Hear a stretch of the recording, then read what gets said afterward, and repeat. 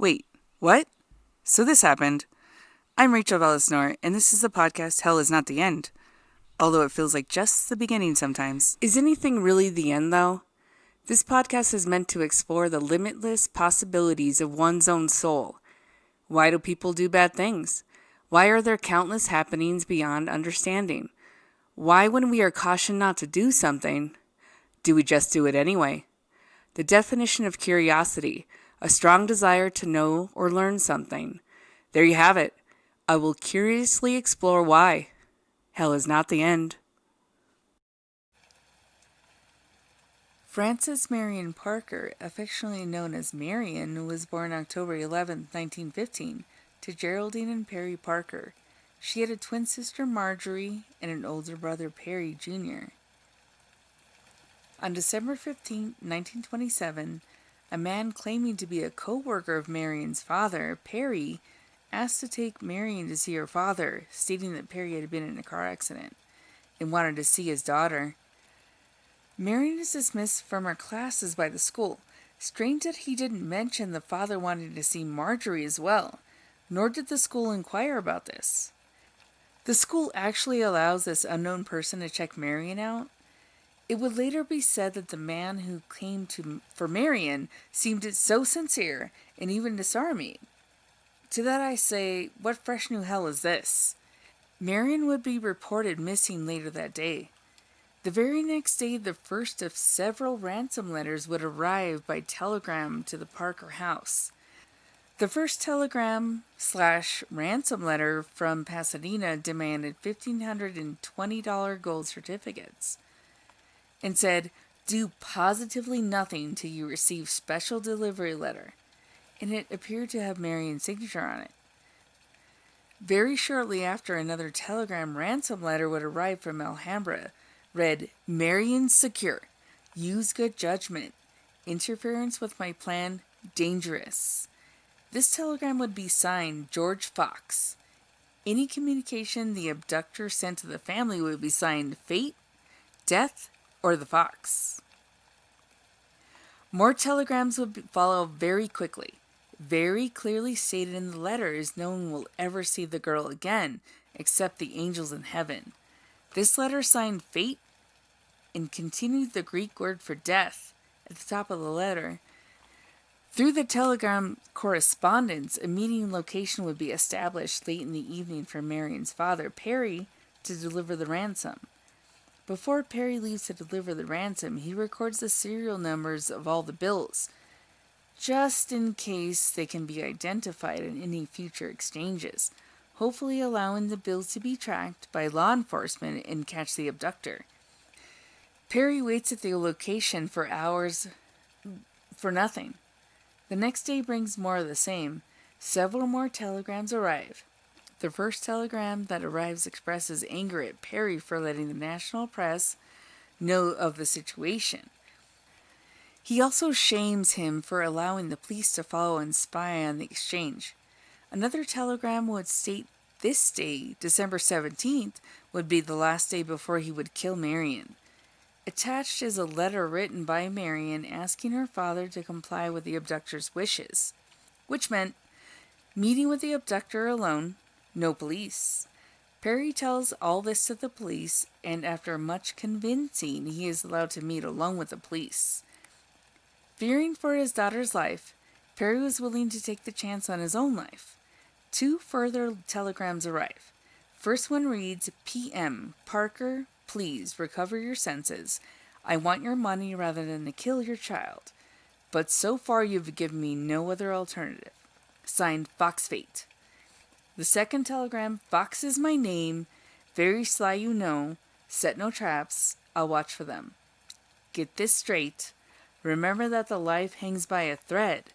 I have a razor ready and I am able to handle the situation."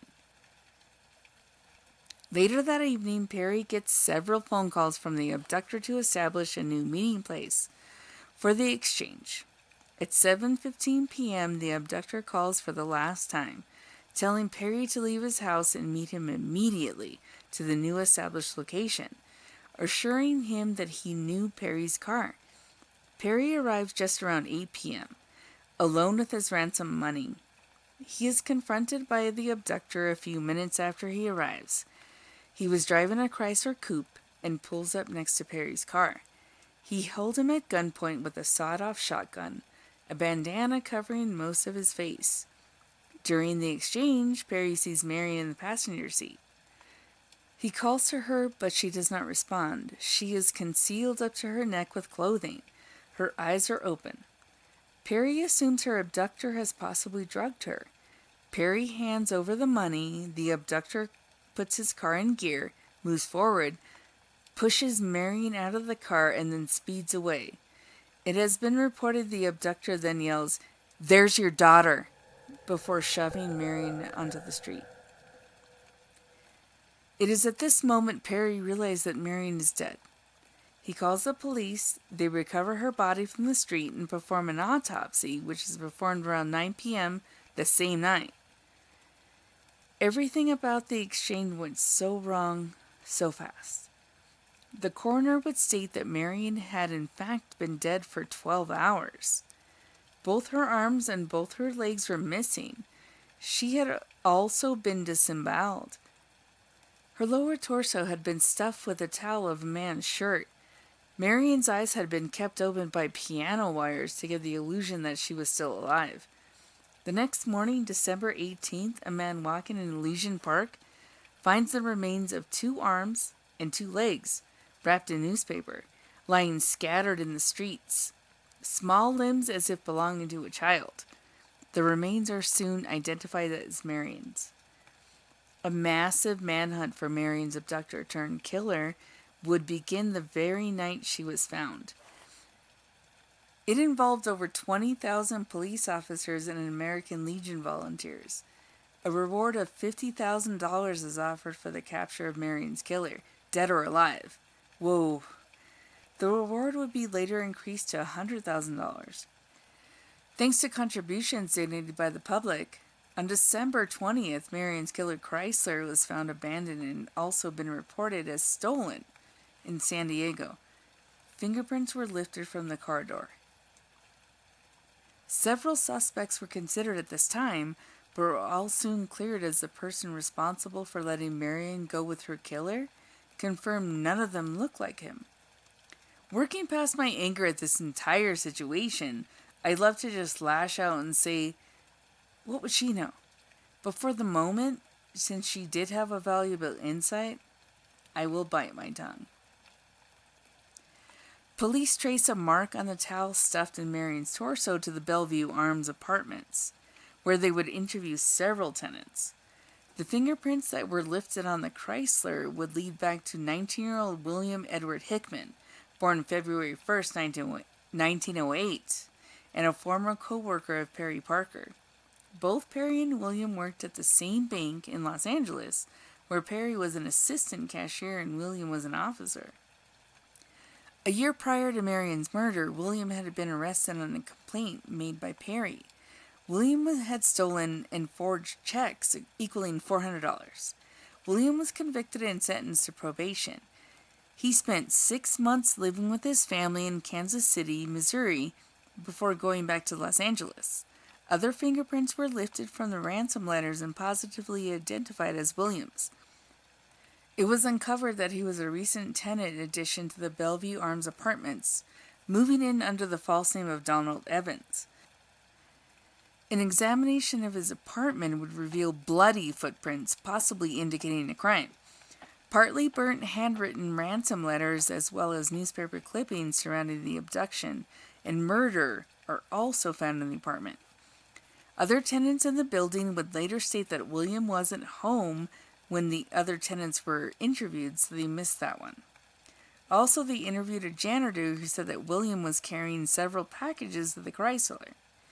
The day after Marion disappeared and shortly after wiping down the car, he was spotted traveling north driving a green Hudson. Wait for it. That was reported stolen in Los Angeles. What? So out of character. The first hit comes. The ransom bills the Perry marks see some light.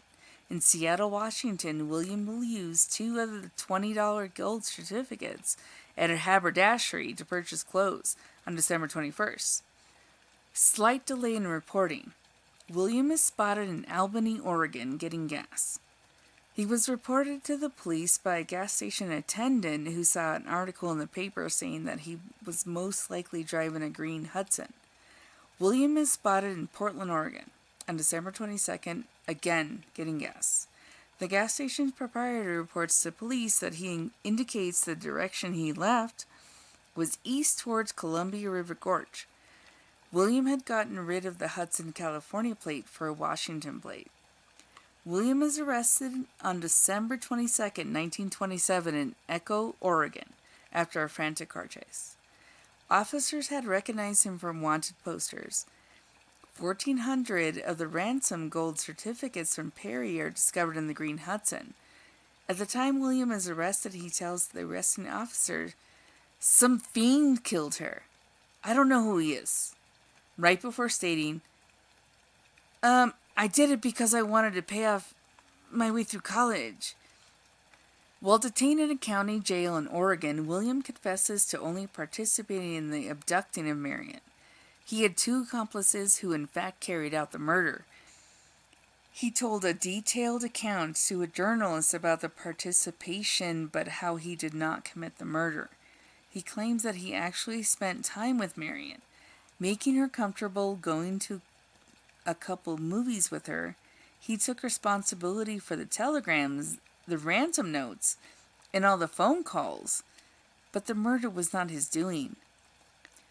Police find these statements to be an impossibility, seeing how the 2 accomplices he had implicated were already serving time in prison and could not have carried out Marion's murder. He said he didn't do it. The police said he did. The police were like, "Well, what about the blood in your apartment?" William said that isn't evidence of a crime. Police were like, "Well, kinda is." William is extradited back to Los Angeles.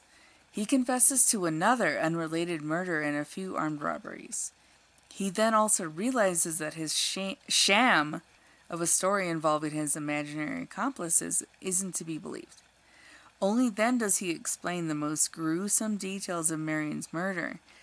And this is what really happened. He abducts Marion, takes her back to his apartment.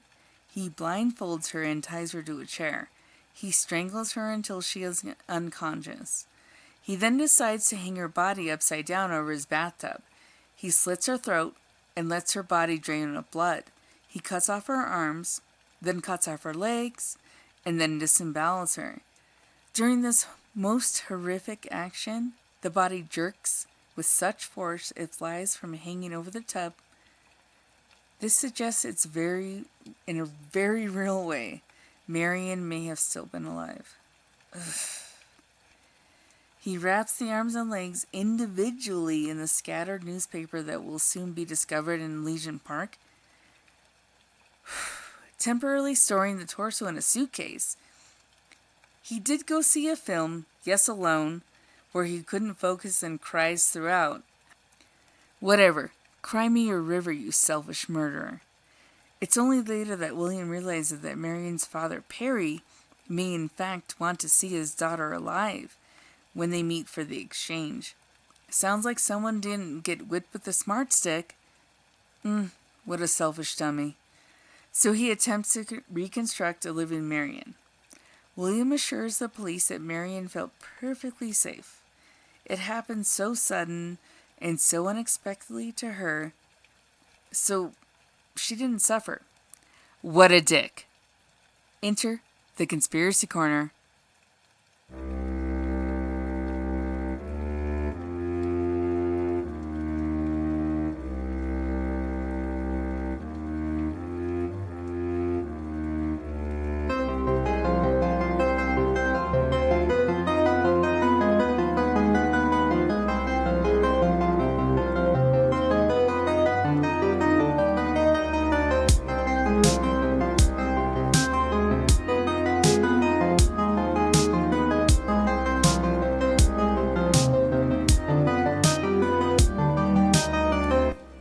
So apparently none of this was his fault.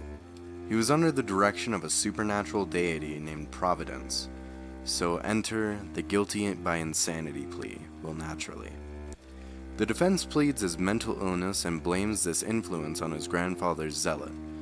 William had been exposed to countless religious exorcisms, therefore bringing to light an urge to dismemberment and mutilation. What? Guilty by insanity plea was very new in California at this time, so despite him telling police he needed the ransom money for college, and that he also asked others at the county jail how to act crazy, and a psychologist testifying his mind seemed clear, after all of that, his plea is still guilty by insanity. Couldn't it be a matter of revenge? He was upset that Marion's father, Perry, had turned him in for his fraud. Or maybe he wanted to be famous? Either way, he will still be remembered as a dick. Jurors are not fooled by his testimony. In February 1928, he is sentenced to death by hanging. He files an appeal and is denied. At the end, he embraces Roman Catholicism and writes apology letters to the families of his victims. On October 19, 1928, William is hanged in the gallows of San Quentin prison. While falling through the gallows trapdoor, he smacks his head and his neck doesn't break. He hangs there while his body is violently jerking and twitching. It takes about 2 minutes for him to die. Of choking. Sounds like karma. Later that year, a conceptual book is attempted to be written to make William seem like a brilliant, unusual, exceptional boy, and that society had turned him into a senseless monster. Yeah, society did that. Due to society judging the crime and not simply on his defiant refusal to accept conventional morals, so murdering is not a crime but a non-acceptance of a conventional value, and what value would be that exactly? Being a dick? The book never becomes a book. Good. My hope is that no one has to live in fear ever. As always, I will never give up and read the science. Special thanks to all the reading materials I could get my hands on. Internet mostly. Thanks to wikipedia.org. Thanks so much for listening. I'm Rachel Velis, and this is the podcast, Hell is Not the End.